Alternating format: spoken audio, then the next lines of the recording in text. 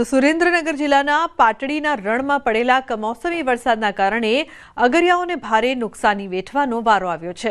ચોમાસા બાદ હજુ અગરિયાઓ મીઠું પકવવા રણમાં પહોંચ્યા હતા તેવા સમયે જ અચાનક કમોસમી વરસાદ પડવાથી તેમના ઝૂંપડા, સોલાર પેનલો અને પંપ સહિતનો માલસામાન ગરકાવ થઈ ગયો છે, જેના કારણે મોટા પાયે નુકસાન થયું છે। આ કમોસમી વરસાદના કારણે રણમાં મીઠાના તૈયાર કરેલા પાટા ધોવાઈ જતા ચાલુ વર્ષે મીઠાનું ઉત્પાદન ઘટવાની પણ શક્યતાઓ દેખાઈ રહી છે। હાલ અગરિયાઓ કમોસમી વરસાદના કારણે થયેલા નુકસાન અંગે સરકાર પાસે યોગ્ય વળતરની માંગ કરી રહ્યા છે।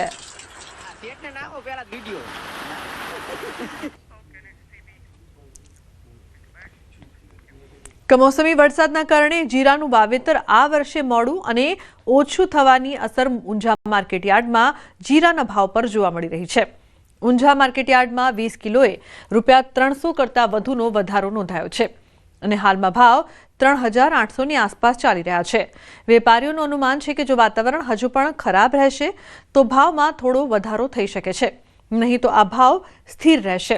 હાલમાં ઊંઝા યાર્ડમાં જીરાની દૈનિક આવક 13,000 થી 14,000 બોરીની નોંધાઈ રહી છે। કમોસમી વરસાદના કારણે જીરાનો ક્રોપ તો લેટ થશે થોડો। કાઠિયાવાડ છે, અહીંયા કચ્છ છે, એટલે વાવેતર થોડું લેટ થશે અને વાવેતરમાં પણ થોડું ઓછું થયું એવું લાગે છે વરસાદના કારણે, ભેજવાળા વાતાવરણના કારણે। અને હાલ એવું લાગે છે કે હાલ બી વાતાવરણ ખુલી ગયું છે। વાતાવરણ ખુલ્લું રહે તો પછી આ ભાવ સ્ટડી રહે છે અને વાતાવરણમાં થોડો બગાડ આવે પાછો તો 5-10 રૂપિયાની તેજી આવે। જીરુમાં જે વાવેતર થવાનું છે એમાં લગભગ 20% જેટલો ઘટાડો થાય એવી સંભાવના છે અને આ પરિસ્થિતિના લીધે જે જીરામાં ભાવ ઘટી અને 3400-3500 રૂપિયા મણની આજુબાજુ થયા હતા એમાં 300 થી 350 રૂપિયા જેટલો વધારો થયો છે।